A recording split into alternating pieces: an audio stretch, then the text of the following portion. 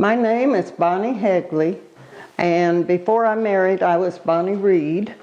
And I grew up in the house where my father was born, and I was born too. And it's about 3 miles south of here. My family came here in 1827. That's when the Reeds first got here, and most of them have stayed.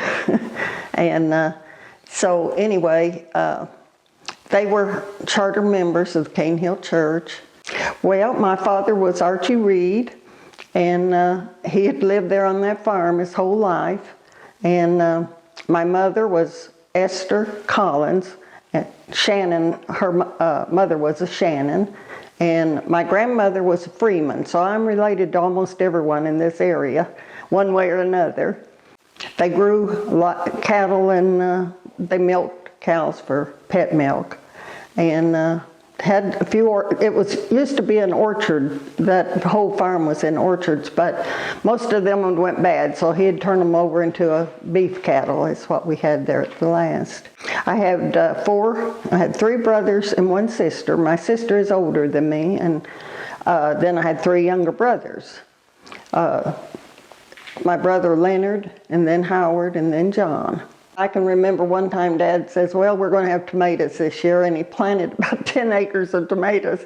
That's a lot of work. And anyhow, he picked them and took them to the market and so on, but all 5 of us kids was out there helping, of course.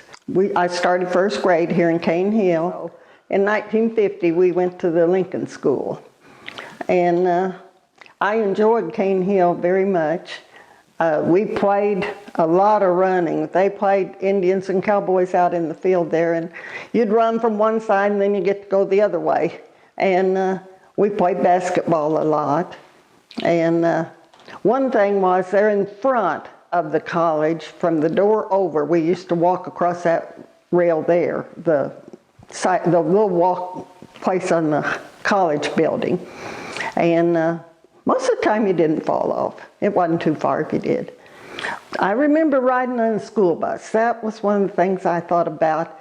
And the first school bus that I remember was not a bus like you have now. It had benches on the side of the thing. It may have been someone had a truck and put some benches in. They come around and pick the kids up. I don't know. But I remember sitting on benches on the side of the bus. Back when Cane Hill first started, we had a pottery place here. And according to Conroe Miller, they got all the clay from on the farm where I grew up, 3 miles east of here. And my sister and I, that was our entertainment. We'd dig into that clay and we made dishes and all kinds of things, and thought everybody had clay like that, but evidently they don't. Okay, on Saturday, my sister and I did the ironing, and my grandmother lived with us for all these years. And so there was 8 of us every meal. And of course, Mom she cooked biscuits and cornbread every meal. Mostly pork on our meat, because they didn't have refrigeration when I was young. We didn't get electricity until after World War II, which it finally came down our way. So I can remember when that refrigerator come in, I expected it to be like the pictures, but it didn't have all those cakes and pies in it. But I can still remember how happy we were when we got electricity. I think it was wonderful. If I look back at the schools now, and back then, we learned. I mean, it was really a lot of math, a lot of reading and writing. They taught us how to write pretty. Well, I remember Shaker Yates having this building, and we'd come down and sometimes we could get candy, and part of the times we couldn't, but we always bought our little Big Chief tablets here at Shaker's. That was our paper to school, you know, and it was hard to keep them because we'd use them up pretty fast. I can remember Daddy, one of his uncles had a store here because he used to come shopping with them, and they'd always give him candy, and that was when he was a little boy. And he always talked about the old mill wheel, that him and his friends used to get on the mill wheel when it's running, and they'd ride it around and jump off on the other side. And they didn't much like them doing that, but that didn't stop them. Mostly run around. Played marbles, played horseshoes. We played a lot of horseshoes in the front yard. Well, they had rook parties. They played rook. Most of the people, older people in this community didn't want face cards. They thought that was not good. The churches did not like them.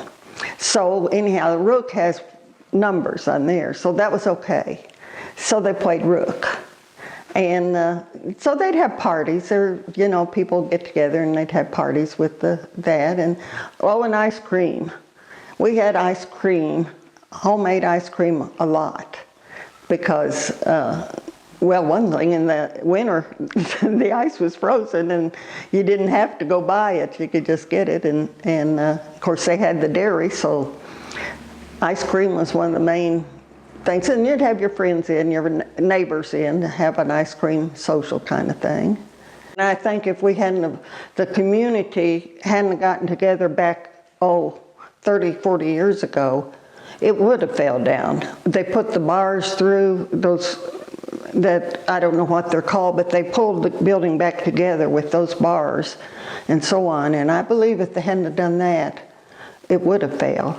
And then, of course, we started the festival just to get money to try to keep it up, you know, keep it from falling down. And it was close to it a lot of times, because the termites had gotten into the building, and there was this much where that floor had dropped down, and there a crack around the edge of the building, you know, where the termites had eaten away the joists under it.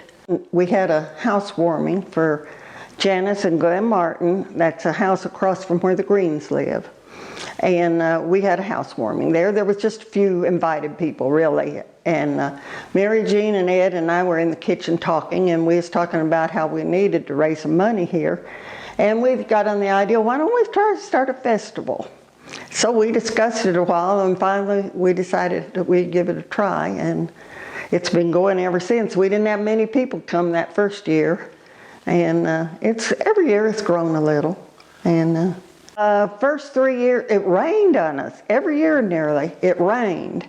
And so we got the idea to make it a harvest festival. If I remember right, Danny Irwin come up with that idea of changing it to a harvest festival. And then I knew that my folks had an old sorghum mill sitting out there. And I said, well, why don't we try the molasses? And so we all agreed to do that. And so they got Mr. Carlton from down, he made it all the time, and he came up and showed Leonard how to do it. And they borrowed a pan from him the first year or two, and he came and taught them how to do it, and Leonard's been doing it ever since. But there was a lady that got hurt real bad, and we needed a fundraising for her.